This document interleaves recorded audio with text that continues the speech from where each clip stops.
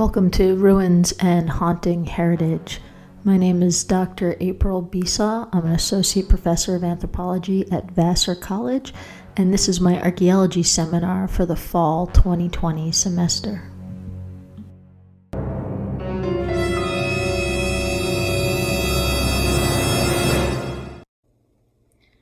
Welcome back. We're going to be talking today about Archaeological Method and Theory in the Millennium, this book by Oliver J.T. Harris and Craig Cipolla. It goes through a bunch of different ways that archaeologists see the world today, which is very different than if you pick up a book about archaeology from the 1950s. It bears very little, if any, resemblance to what archaeologists do today.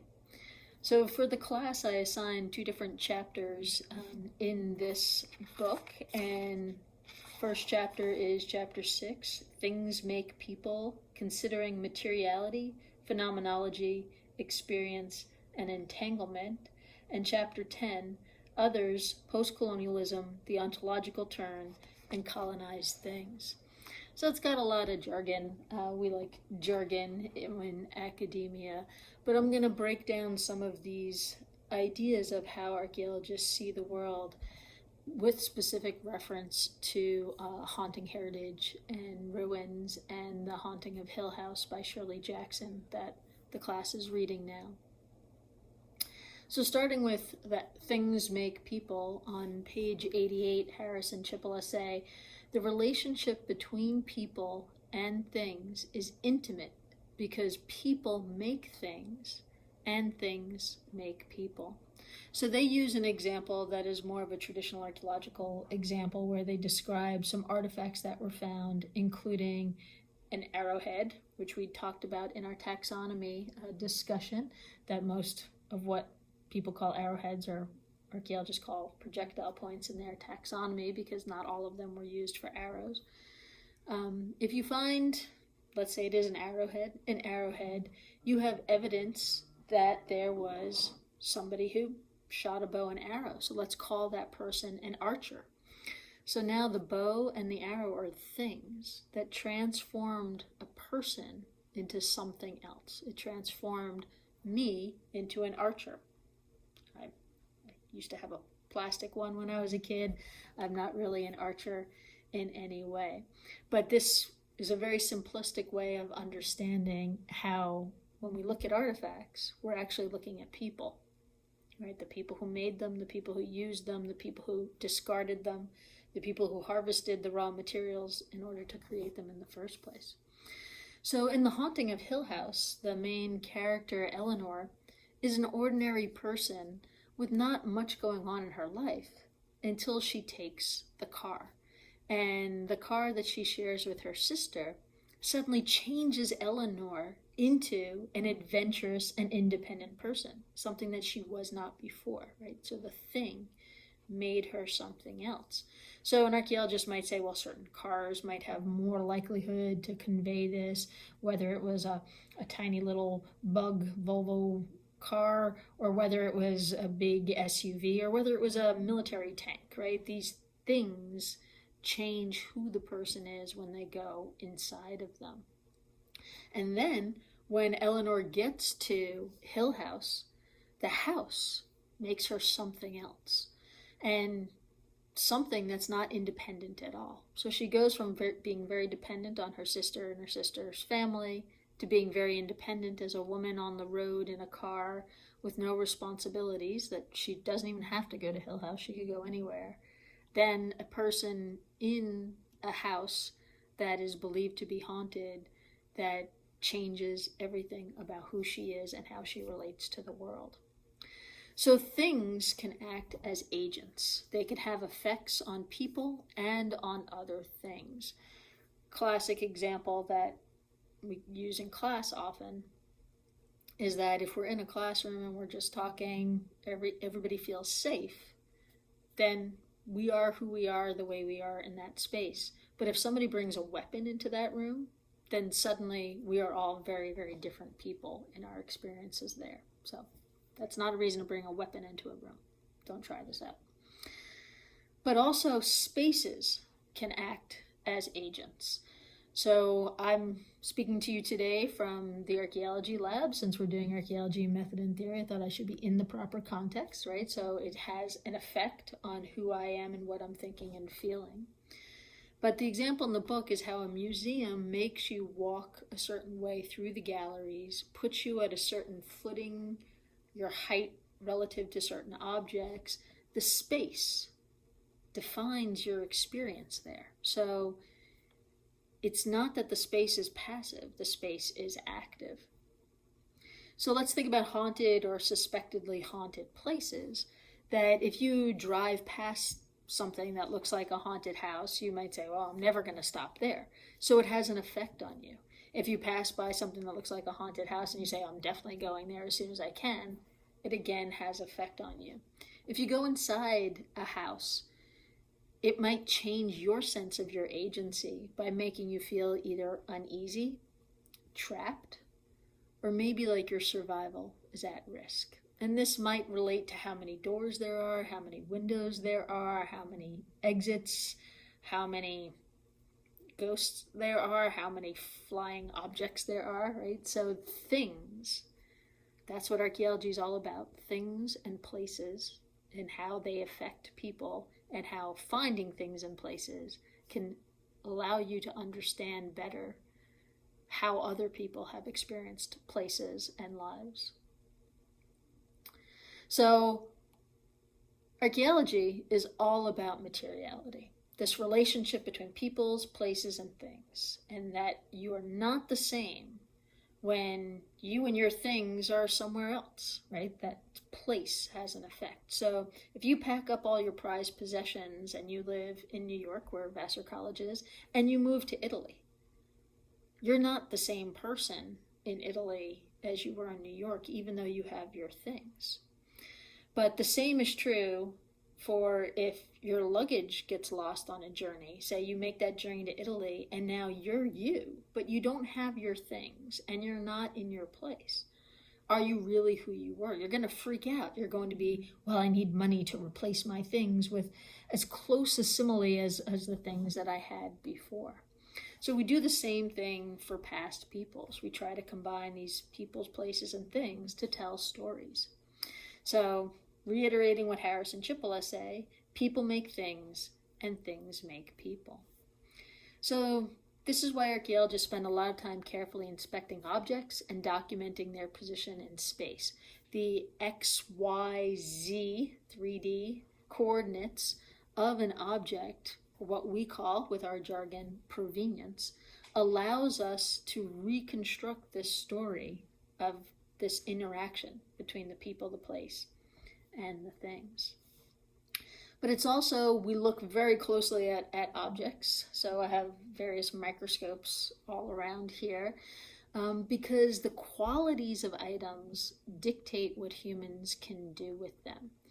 So, for example, if a culture made tools out of animal bones, they would often burn or heat treat the bone as part of shaping it into the tool.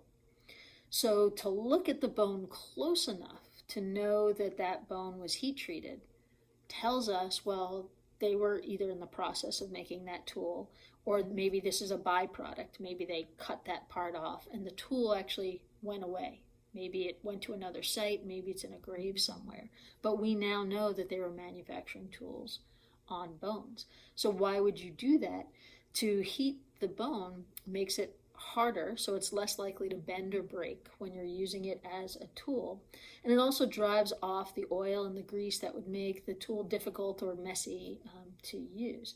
So therefore, looking closely to see if a bone was burned is really the same thing as looking at the qualities of the bone that were altered so humans could do something specific with it. So it's part of the investigation into the people. You're not really investigating the bone.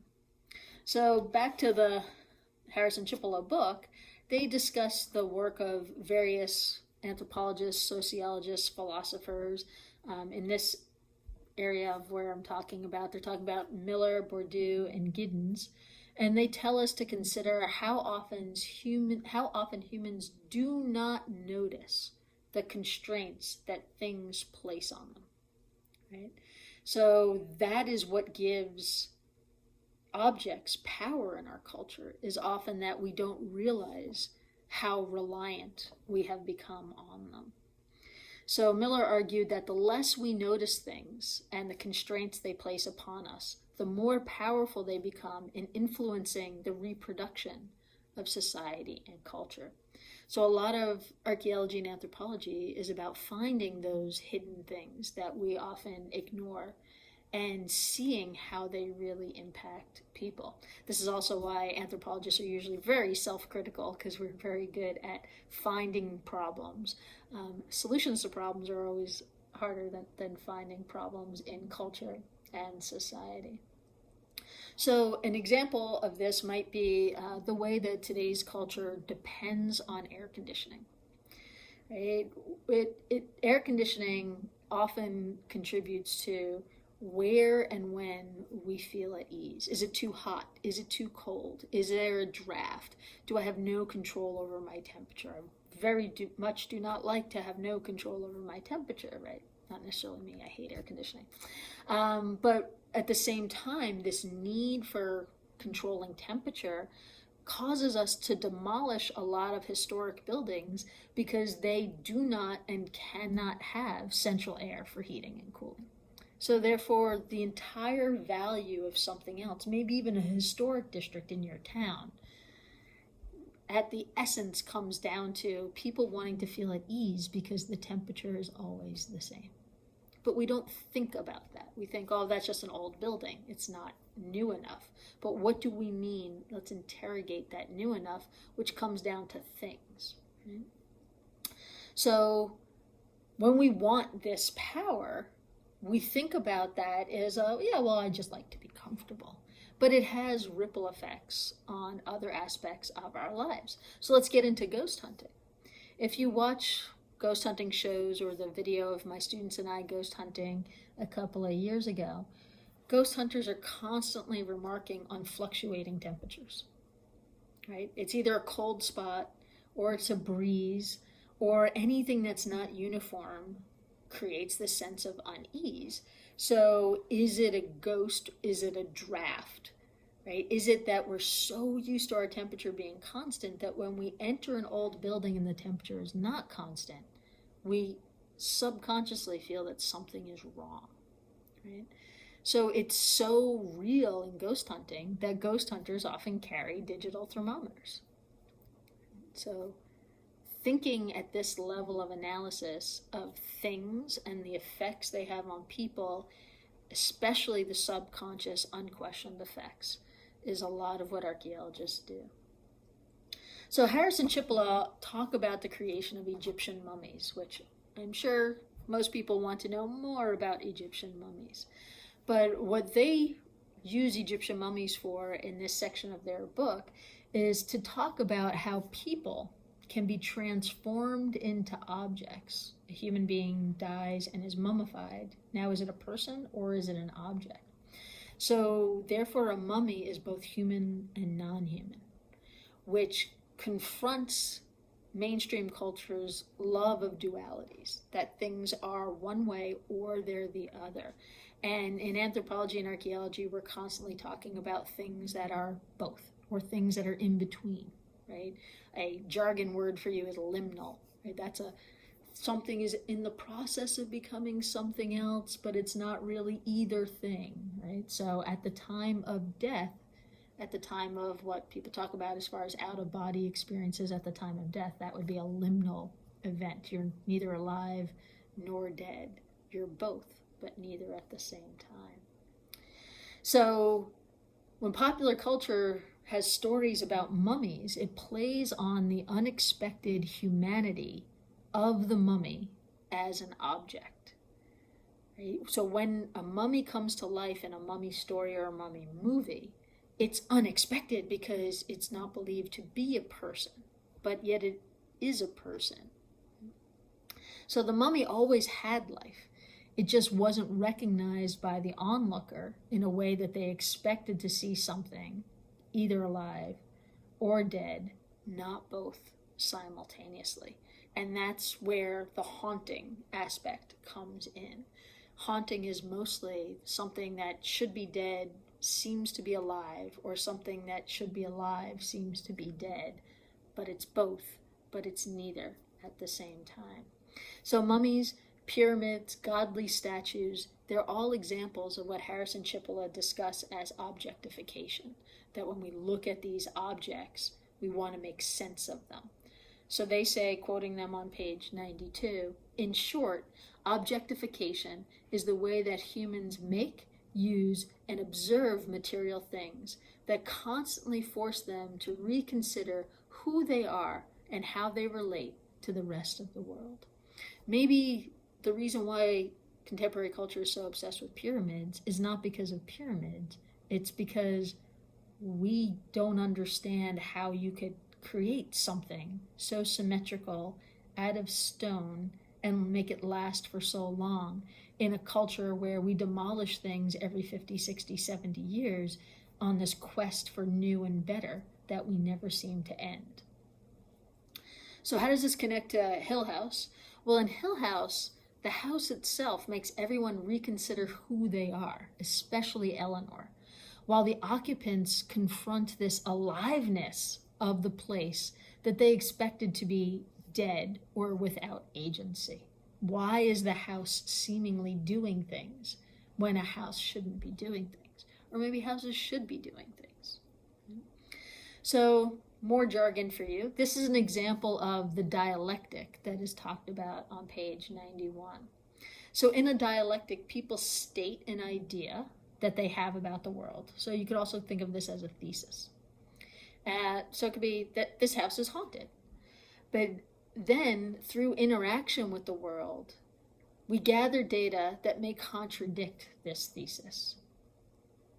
So does anyone in the novel actually see or experience a ghost? If so, what type of ghost is it? Then you could use the taxonomy that we discussed in a previous video, and now we have an antithesis.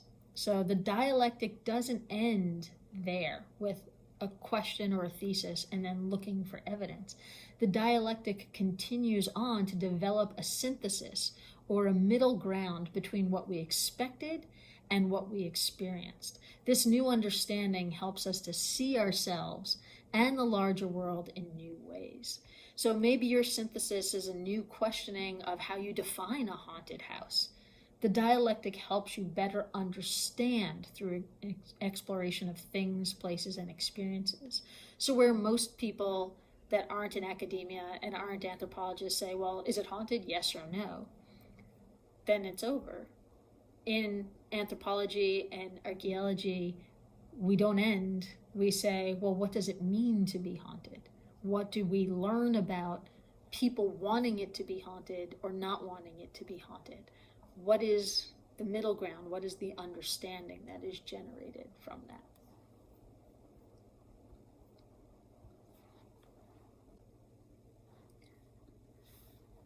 So we were just wrapping up dialectics, and now we're going to move into phenomenology. So before making this transition complete, let's just say that archaeologists use sites and artifacts to create dialectics for a wide variety of questions or theses. It is a never-ending process as new syntheses create new theses that then need to be explored. So think of the dialectic as a process of discovery where you don't seek to prove your beliefs, but seek to understand why you have them and whether they hold up to evidence seeking. I think this is a lot of what ghost hunters do. The next topic discussed in Harris and Cipolla is phenomenology. We're going to go over this a little faster for the sake of time. Phenomenology is more about documenting the feelings of specialness that a place might generate or foster within people. It's less critical and more descriptive. So phenomenology, on page 95 of Harris and Cipolla, phenomenology deals in world disclosure, in which an engagement with a particular entity leads us into an expanding web of relationships. So this entity doesn't have to be a ghostly entity. This entity can be the Grand Canyon, right? So does the Grand Canyon have aliveness? Right? If you've been there versus if you've not been there, you might have a different response. So along those lines, for those of us at Vassar College, we know the large tree that occupies the square in front of our main library. The tree is enormous and very old, and there's almost always somebody sitting under it as long as the weather will allow. That tree is an entity that cements many of our experiences of Vassar and of the library. And if it were to come down tomorrow, our experience of the college might change. So that is phenomenology. The tree is part of what makes us who we are, yet we rarely acknowledge it. But for those who have never been to Vassar, that tree is meaningless and maybe even a waste of space. So on page 96, Harris and Cipolla say that the world is not experienced universally as people or subjects encounter things, objects. On the contrary, humans are inseparable from their world, the one that they dwell in, right? So when you are at Vassar and you dwell at Vassar, you are inseparable from it. To take that tree down, to hurt that tree, can hurt you. So there can be no separation between nature and culture because humans never existed in a state that is prior to their involvement in the world. So this tree is so old that Vassar graduates have memories of it existing. There's probably no Vassar graduate alive that remembers a time before there was that tree. Take it away and you take away a part of us. So it's not an objective piece of nature. Therefore, it may be considered sacred, even though few of us would be conscious of those feelings until it's gone. The things we come to know and expect to be are part of who we are. A haunted house, on the other hand, is often a place that acts in unexpected ways and therefore challenges who we are or where we are. In the book, they talk about another philosopher, Heidegger, who argued that all things are in fact gatherings of relationships. So that tree is not really about the tree. It's about that this is a place that we gather. This is a place that we find shade and shelter. This is a place that we view, and we have these shared memories, which is part of the importance of it. So a house in unexplainable disrepair challenges our understandings of what should be. Why is there a house that looks like that here? It must be haunted. It's the same thing for an arrowhead found in a farm field. And when we find that arrowhead, it challenges our understanding of whose land this is and our understanding of where those indigenous people went to. Another archaeologist that they mention in here, Tilly, argues that presence is part of this relationship.